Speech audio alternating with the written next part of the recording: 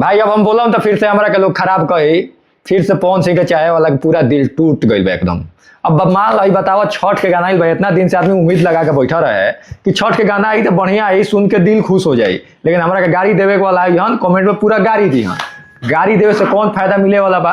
अब बताइए छठ के उम्मीद के गाना, छठ के गाना के उम्मीद कोई लगा के बैठा रही, अगर मिली कि घाट चलल है मोदी नीतीश, अब मोदी नीतीश के चाहे वाला गाना के पसंद करी, हमने के तो पवन सिंह के चाहे वाला है, या पवन सिंह के में कोनो फीले नहीं के। अच्छा उनका ये सब करवावत के बा, इनका के ये सब मैंने बतावे वाला केहू जौन हो तो बहुत ही बढ़िया आदमी हो।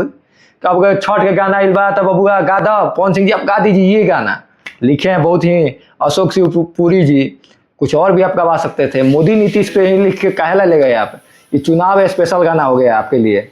आप पूरा ये भोजपुरी आपके कमेंट सेक्शन में जाकर देखिए, पवन सिंह जी सुबह सुबह पोस्ट किया, हम सुबह सुबह में 13 मिनट के बाद में हमने पोस्ट देखा था, और उसके बाद में आपका जाए गए कमेंट में देखने, सब लोग कह रहे हैं कि आप तो दिल ही तोड़ दिए, ऐसा आपको नहीं करना चाहिए था। तो ये सब करके आपको मिलता क्या है, खाली आप इधर 2-3 महीने से उल्टा ही काम कर रहे हैं, कोई सीधा काम नहीं दिख रहा है आपका, जब कर रहे हैं तो उल्टा काम। अब छठ का गाना देवी गीत आया तो एक गाना आपने गाया, बस हो गया लास्ट में, बाकी सबको नाराज करके चले गए।